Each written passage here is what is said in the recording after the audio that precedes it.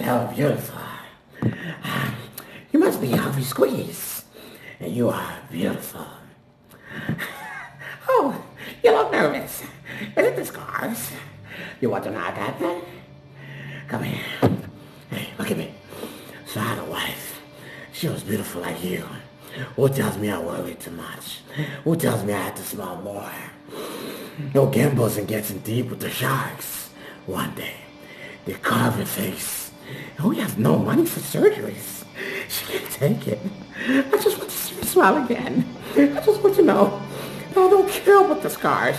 So, I stick a razor in my mouth. And do this to myself. And you know what?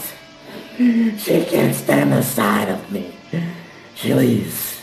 Now I see the funny side. I'm always smiling.